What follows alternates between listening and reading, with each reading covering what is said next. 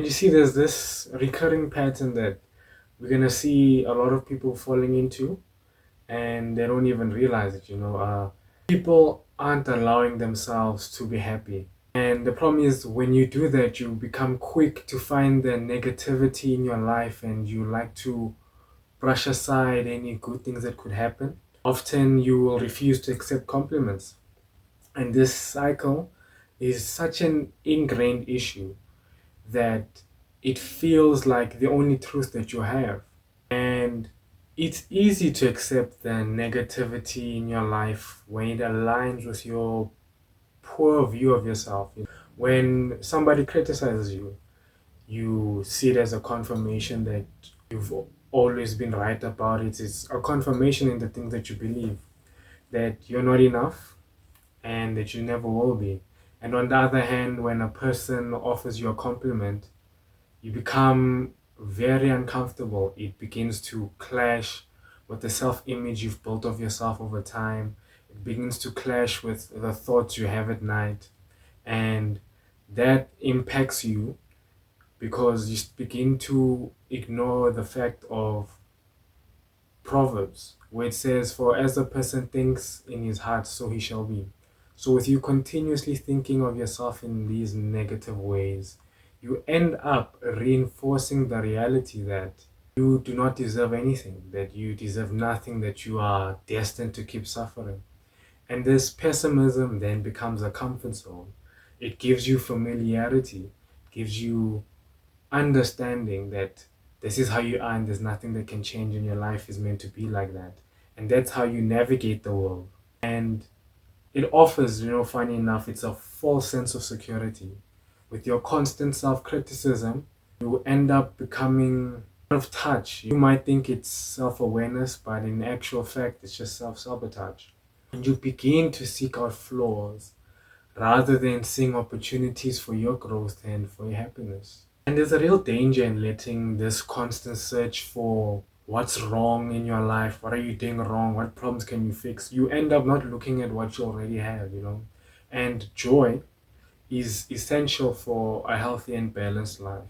They say the joy of the Lord is your strength, and without joy, your life becomes a series of struggles where even your victories, when you're winning, when you actually have something to be grateful about, because gratitude allows for more blessing and shows that you appreciate what you have. Your victories feel hollow, and you don't allow yourself to experience them. You don't feel gratitude, you don't feel gracious, you just think everything is against you. And when you refuse to accept this happiness, this joy, and these compliments, you begin forming a void within your life. You start thinking that when you avoid the joy, you are protecting yourself from disappointment. You're lowering expectations, and you can't lose anything you weren't happy to have. And the issue is that some people genuinely convince themselves that avoiding joy or depriving themselves of happiness is a form of virtue. They see it as a sign of discipline or possibly humility. And the truth is that the joylessness is not a virtue. When you avoiding things, it doesn't make you any more enlightened or prepared for life's hardships. It just makes your life more barren, more empty. You're not better than anyone just because you don't find joy in anything. And you will fall into the trap, and that's a given. You will fall into the trap of believing that self-denial will equate to your growth, denying yourself of everything, avoiding certain situations, depriving yourself. But in reality, the change and elevation that you are seeking is where the truth is. You cannot be out here just doing anything. Yes, we are told to not conform to the pattern of this world, but be transformed by the renewing of our mind. And that's the thing, the renewal of your mind. Because growth comes from learning how to accept the good and allow it to shape you, not from rejecting it because you believe you don't deserve it. That's just not how it works. And the challenge isn't just to stop focusing on what's wrong with you. You need to start embracing what's right. What are you doing that's good? What are the daily things that you are thankful for? Allow yourself to change the narrative, because growth isn't just about fixing your flaws and remedying a broken person. It's about recognizing and building on some of the strengths that you have. You're not just the sum of your weaknesses, you're also the sum of your strengths. And if you go and look at Philippians 4, verse 8, you are encouraged to dwell on what is true, noble, right, pure, and admirable. Essentially, to focus on the good things. Instead of this deprivation that everyone is seeking, you will begin to strive for elevation. Yourself, you elevate your self perception by accepting that you are worthy of joy and that you're capable of change and you are deserving of love and you recognize that you're a work in progress, and that's a beautiful thing. All people will fall short from the glory of God.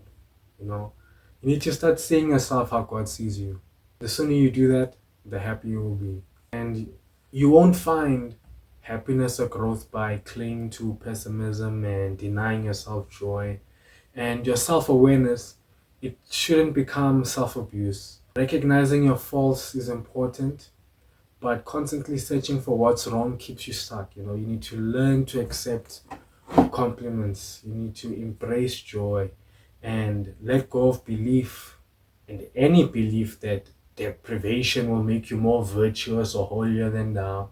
This self-righteousness, your true growth, it will only start coming when you allow yourself to experience actual happiness, to experience change and to see yourself as I've stated. You need to see yourself how God sees you.